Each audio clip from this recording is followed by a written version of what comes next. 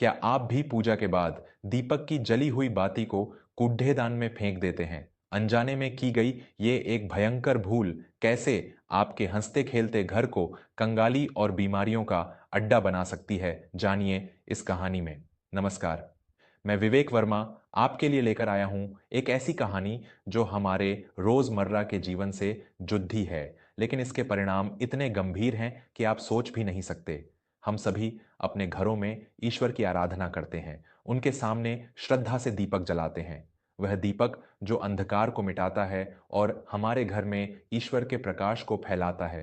लेकिन क्या आपने कभी सोचा है कि जब वह दीपक बुझ जाता है तो उस जली हुई बाती का आप क्या करते हैं? हमारी आज की कहानी लखनऊ के रहने वाले दीनानाथ जी और उनके परिवार की है। इस परिवार ने अनजाने में ही सही, लेकिन एक ऐसी भूल कर दी थी जिसने उनके भरे पूरे और सुखी परिवार को बर्बादी की कगार पर लाकर खड्डाहा कर दिया था। दीनानाथ जी एक बहुत ही सज्जन और धार्मिक प्रवृत्ति के व्यक्ति थे। उनका बेटा रजत एक बहुत ही होनहार नौजवान था, जिसका अपना एक इवेंट मैनेजमेंट का बहुत अच्छा व्यापार था। रजत की पत्नी कविता एक पढ़ी लिखी और आधुनिक विचारों वाली महिला थी, जो घर संभालने के साथ साथ अपना एक बुटीक भी चलाती थी। घर में दीनानाथ जी की पत्नी कौशल्या जी भी थीं।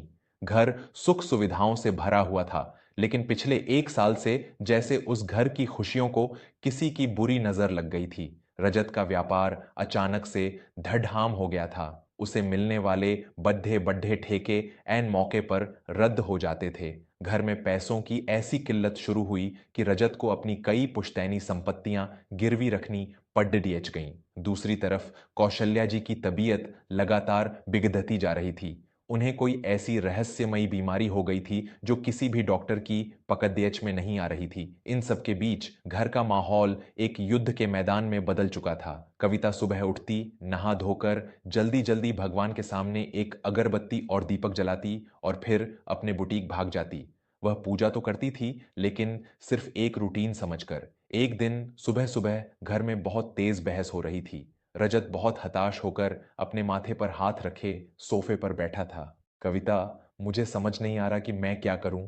मैंने अपनी तरफ से पूरी मेहनत की है, लेकिन ऐसा लगता है जैसे किस्मत ने मेरे सारे दरवाजे बंद कर दिए हैं।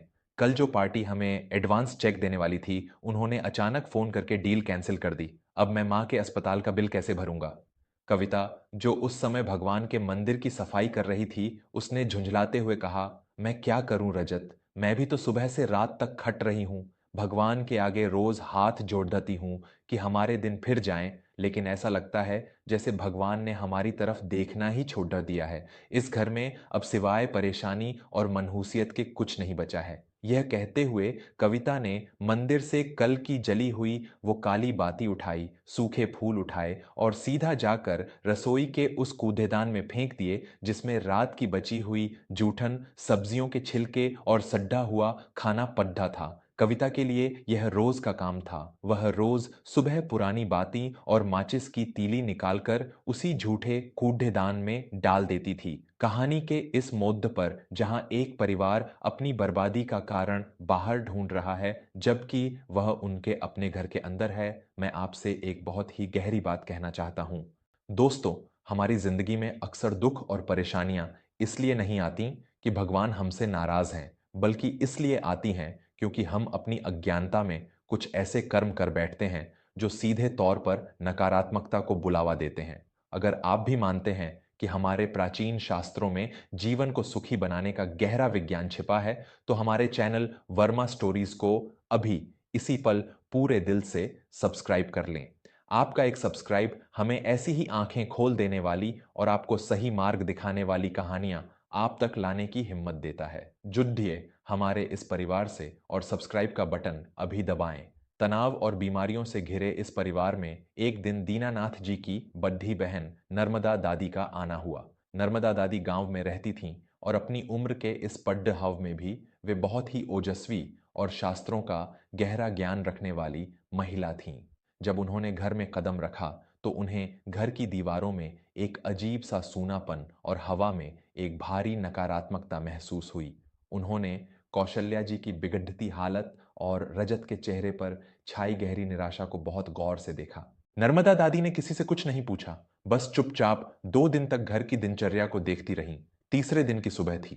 कविता नहाकर आई और उसने मंदिर में भगवान की मूर्ति के सामने एक नया दीपक जलाया। इसके बाद उसने हमेशा की तरह पीतल के उस दिए से कल की जली हुई, बुझी हुई काली बाती को अपनी उंगलियों से उठाया। वह जैसे ही उस बाती और कुछ सूखे फूलों को मुट्ठी में लेकर रसोई के उसी झूठे कूड़ेदान की तरफ बढ़ी, अचानक नर्मदा दादी ने पीछे से बहुत जोर से आवाज लगाई, रुक जा बहू, ये क्या अनर्थ कर रही है तू? कविता एकदम से घबरा गई और उसके हाथ से वो जली हुई बाती जमीन पर गिर गई। दीनानाथ और रजत भी दादी की तेज आवाज सुनकर अपने कमरों से बाहर आ गए। कविता ने कांपते हुए कहा, क्या हुआ बुआ जी? मैं तो बस मंदिर की सफाई कर रही थी। ये कल की जली हुई बाती है, इसे कूड़े में फेंकने जा रही थी। नर्मदा दादी की आंखों में एक अजीब सी पीड़ा थी।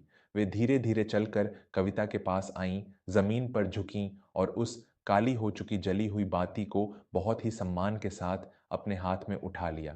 कूड़े में? जिस बाती ने ईश्वर के सामने जलकर अपना वजूद खत्म कर दिया, जिसने तुम्हारे घर के अंधेरे को मिटाकर भगवान का प्रकाश फैलाया, तुम उसे उस झूठे और गंदे कूड़े दान में फेंकने जा रही थी। बहू, तू ये कैसा पाप कर रही है? रजत ने थोड़ा झिझकते हुए पूछा। बुआ जी, इसमें इतना परेशान होने वाली क्या बात है? वो तो बस एक सूती धागा था जो जलकर राख हो चुका है। अब उसका क्या काम?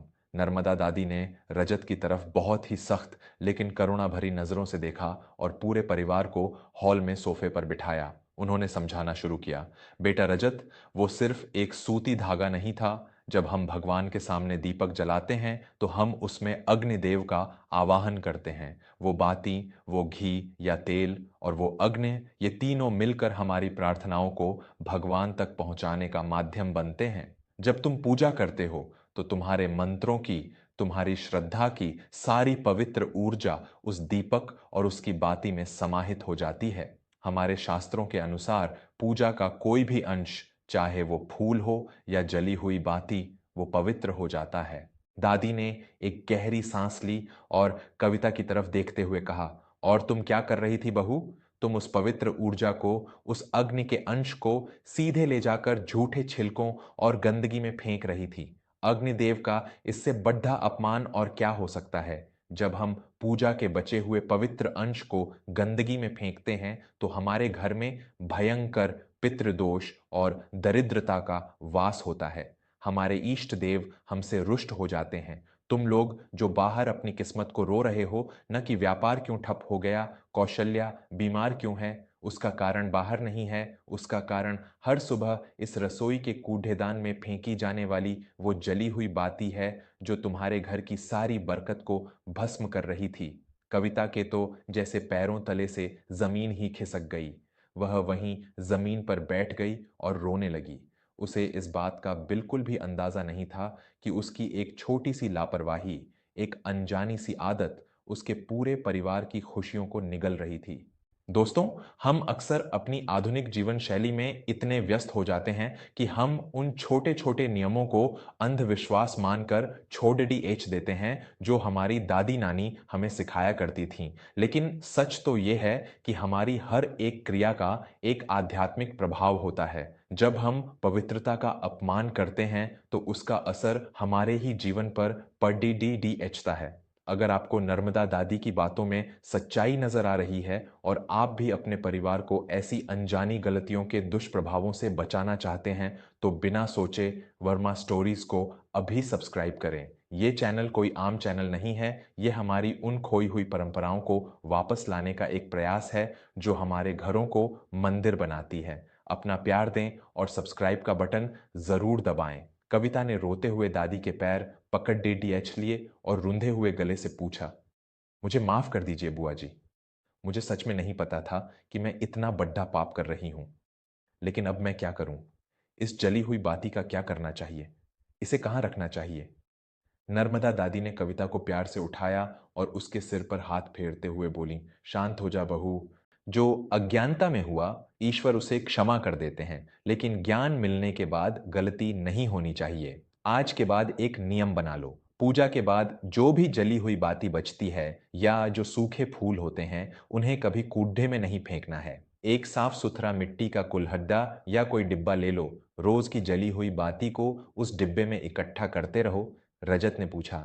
फिर जब वो डिब्बा भर जाए तो उसका क्या करें बुआ जी? दादी ने बहुत ही सहजता से समझाया।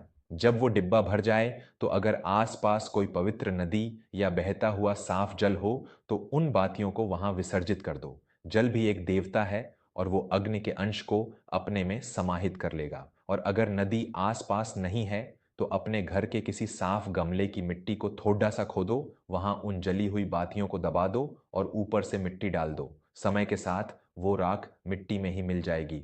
इस तरह भगवान को अर्पित की गई चीज बहुत ही सम्मान के साथ वापस प्रकृति में लौट जाएगी। ना कोई दोष लगेगा, ना कोई अपमान होगा। उस दिन के बाद से कविता ने एक साफ मिट्टी का छोटा सा कलश मंदिर के पास रख लिया।